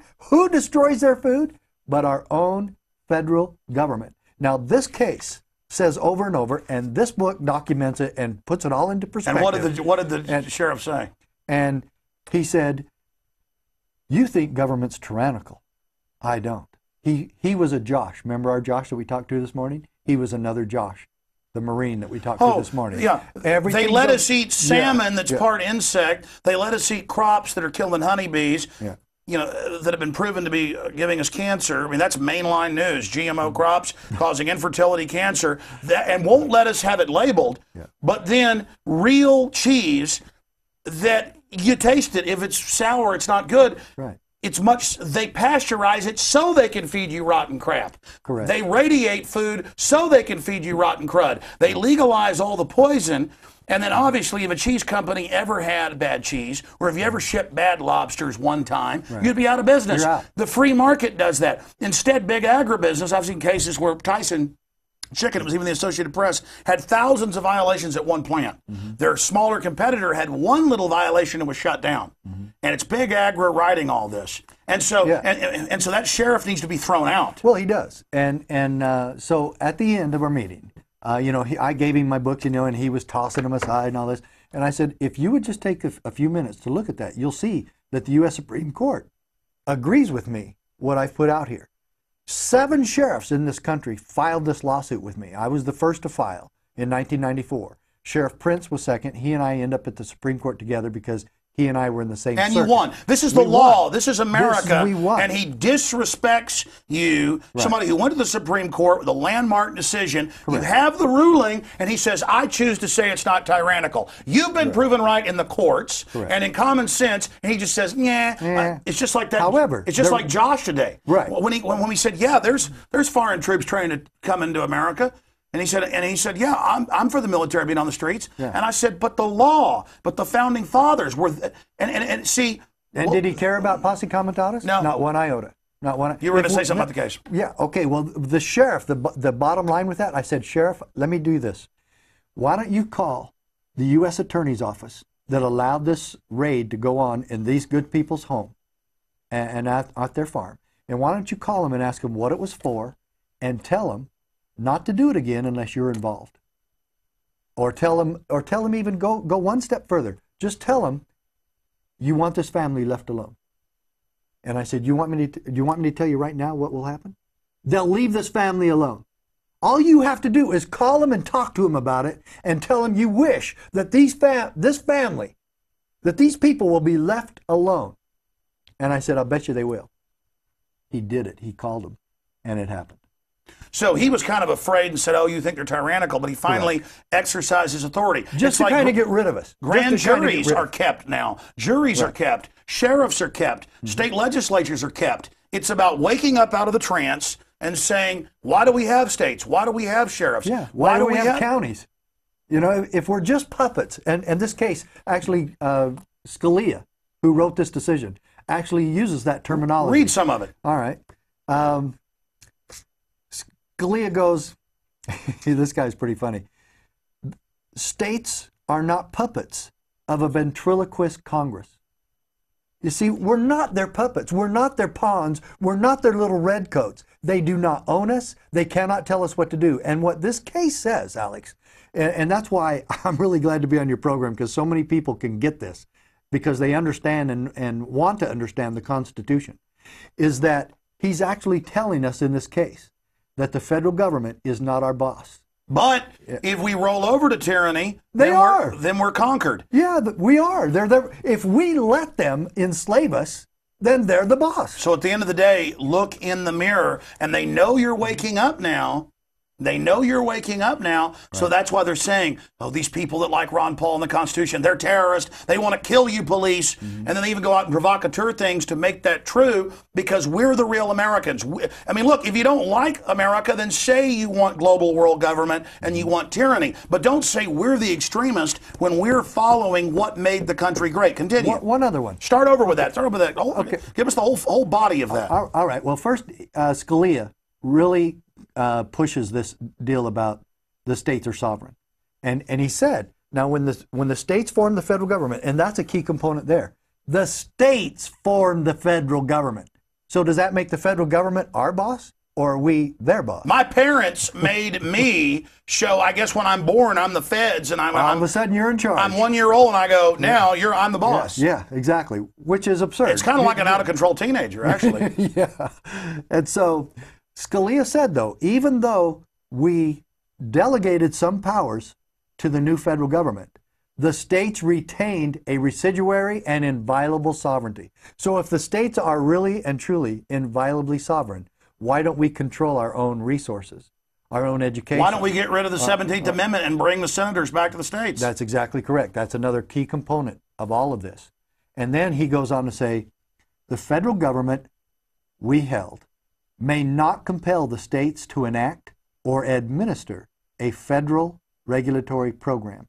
You got to remember, this is June 27, 1997. Does that sound like he's talking about Obamacare? And carbon tax? Where do you think Obamacare and all of this is going to be enforced? In Washington, D.C.? No. It's going to be in the state. It's going to be in Austin. It's going to be in the counties.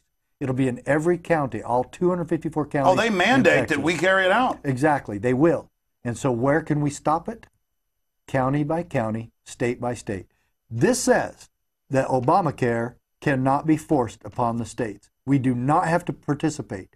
They are not our boss. So this decision says your sheriff does not have to take orders from the federal government. Let's be specific. The President of the United States cannot tell your county or your sheriff or your state what to do. Your governor, state reps, nobody. The United States Congress cannot tell your sheriff or your state what to do. If Congress and the President cannot tell your sheriff what to do or your state, then how did the EPA get that authority? How did the FDA get that authority? Well, let me stop IRS you. Get it? How did, I have an example here today in my stack where he's a boxer, he's in great shape, and he's got a prosthesis, he's only got one hand. And he went to get a TSA job, and they just said openly, no, you're crippled. You can't grope people with that hand. Well, and he went on and said, but Americans with civil disabilities, yeah, right. Americans with Disabilities Act, and they said, we're not under that. There's no law. They say they don't need to radiation test their scanners. Mm-hmm. When under federal law you have to, and state law. They just say, we don't care. Right. FBI can't stick their hands on your pants or in your pants without a warrant. They just do it. It's the same thing with all this. It's just an out-of-control, tyrannical power grab where they say, Americans with Disabilities Act, radiation laws, Fourth Amendment, 10th Amendment states' rights, Second Amendment, a federal judge just ruled, hey, we want TSA at school proms groping people. No, I'm not kidding. Can't they wait till afterwards, like all the other boys? Exactly. But I mean, that's one. I mean, it's just a mad power grab. It is. It is, and I do poke fun at it because that's really the only way I can handle it. Because this stuff would drive you crazy if you let it. Because it's so out of control and it's so bass-backwards, as you say. It is so 100% diametrically opposed to the Founding Fathers' vision that makes it scary. And it is scary. And so anyway, I've dedicated my life to making sure that there are constitutional sheriffs in this country who will stand against the tyranny of the federal government. It is the greatest protection, and it is the greatest solution. And I said, everything that you've said, that you have dedicated your life to, all of that can be stopped sheriff by sheriff, county by county, if the state people by state. Will reanimate the republic with their energies, with the truth. Let me tell you where that has happened. Grant County, Oregon, Sheriff Glenn Palmer. I have on my website, sheriffmack.com, I have an article right at the top about him. He invited me out there 10 years ago to teach my Constitution class to all his department. Now, 3 months ago, 2.5 months ago, he invited me back. And I've been in touch with him ever since. I know what he's been doing. And let me guess, he's more popular now than ever. More popular now than ever. And let me tell you why you reminded me of this and what you just said. Because the people got working behind their sheriff and working with their sheriff to stop the tyrants. Let me tell you what this other county, before I tell you what Sheriff Palmer did. This county voted in voter referendum, got petitions and put it on the ballot, and voted to make Grant County a UN-free zone. Beautiful. Isn't that wonderful? And so these are people who know and understand freedom. Then, now they have a county sheriff, a constitutional sheriff, whose oath of office means something to him. He takes it seriously. And he's told the United States Forest Service, you better back off and leave my people alone. They're citing people for going out and collecting and clearing dead wood. These are people who... So when there's a lightning strike, everything burns down. Exactly. We don't clear it. The Forest Service has created a lot more forest fires than oh, that's ever admitted in history. Yes, then they know that. Well, the numbers are there. They can't lie.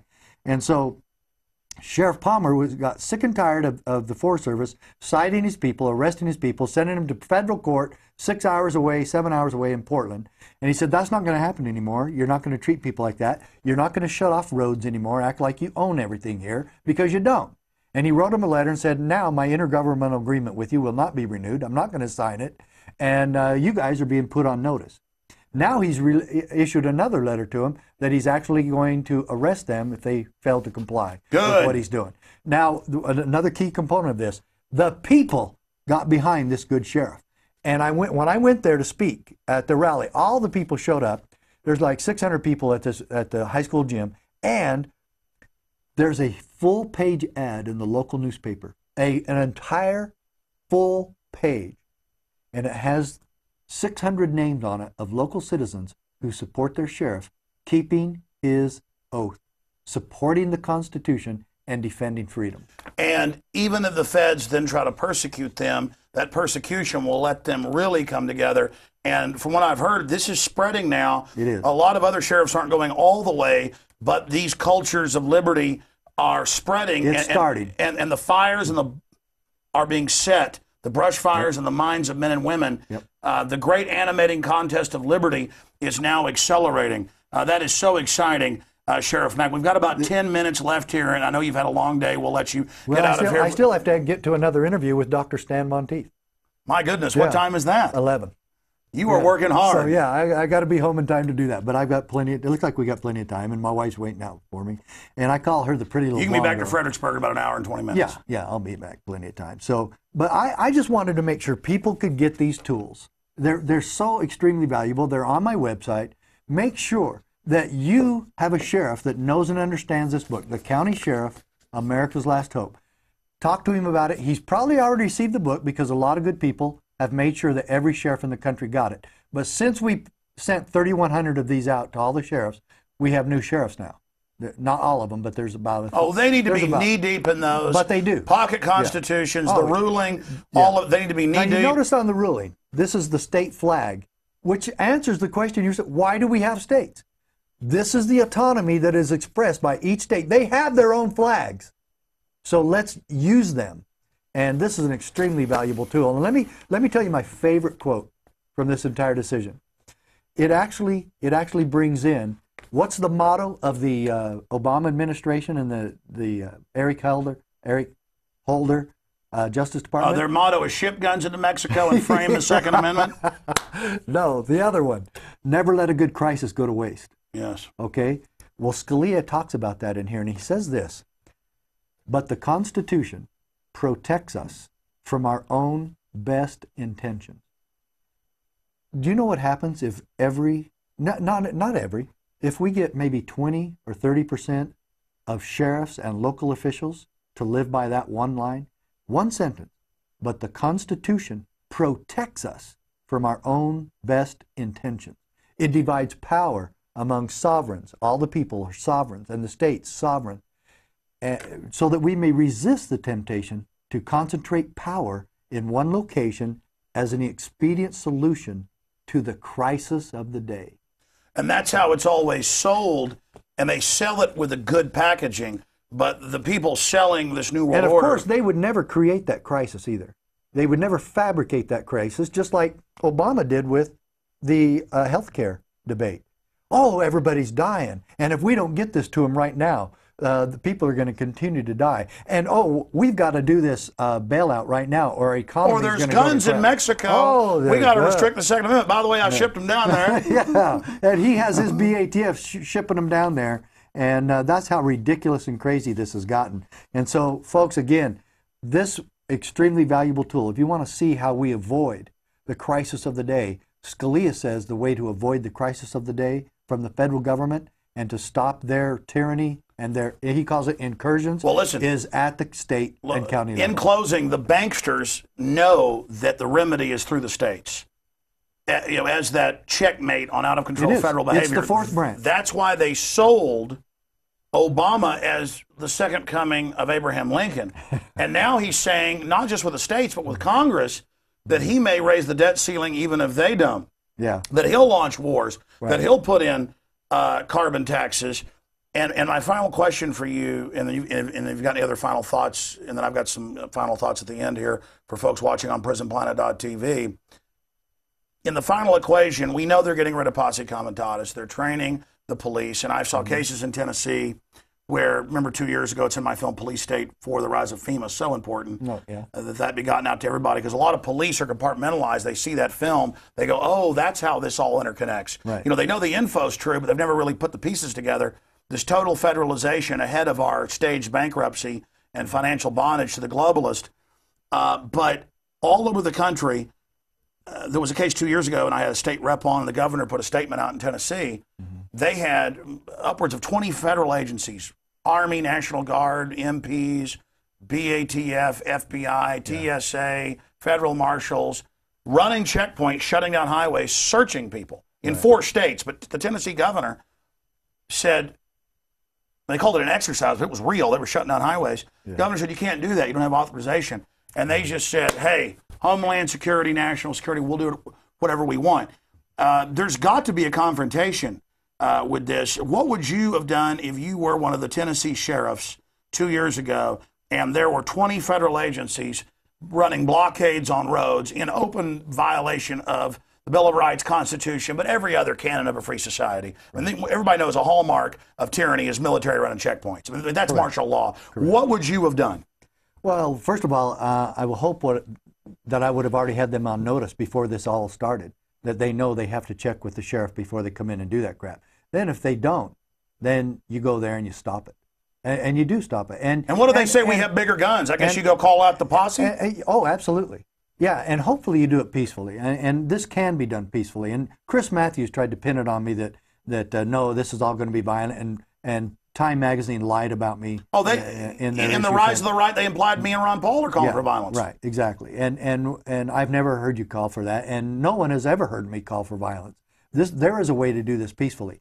The thing of it is, if the sheriff does interject himself in this situation, in this problem, if he does interpose himself on behalf of the people, he can call in the other sheriffs from the rest of the state.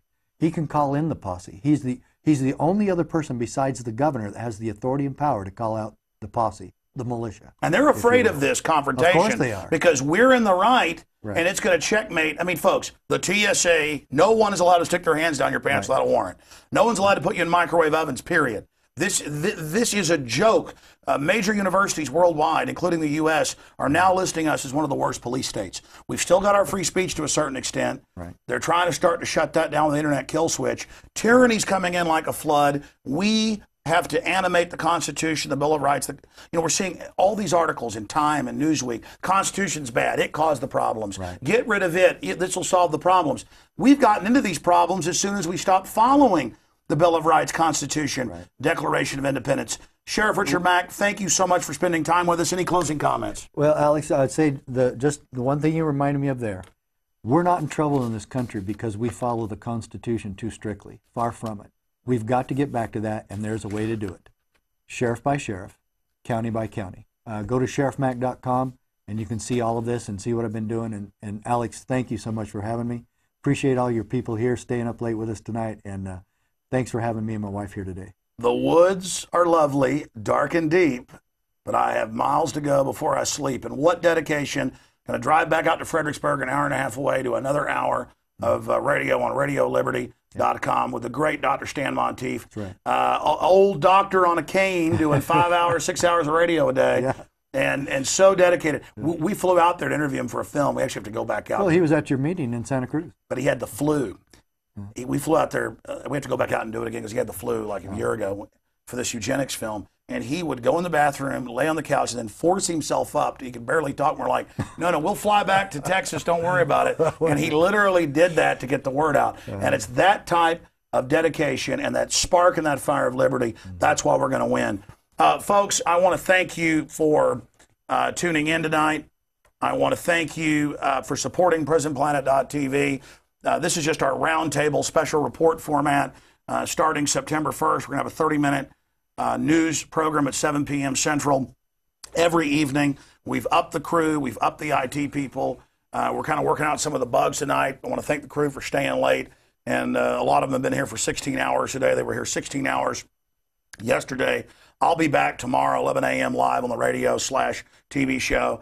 But this PrisonPlanet.tv and the new TV site we're going to be starting after that is really the final phases. I already have several cable networks and people that have wanted us to develop a show, but they wanted me to move to New York or move to L.A. to do these shows under their rules. I'm doing this here as a viral program that will get the truth out to everybody, and we couldn't do it without your support. So thank you for being PrisonPlanet.tv members, and if you'd like to really support us so we can continue what we're doing, buy a couple more memberships at PrisonPlanet.tv, give it to your friends and family, or spread the word about PrisonPlanet.tv. You can download these shows, burn them to disk, pass them out to people. We even let people with their PrisonPlanet.tv passcode share it with up to 5, 6 different people with that same passcode can be simultaneously logged in.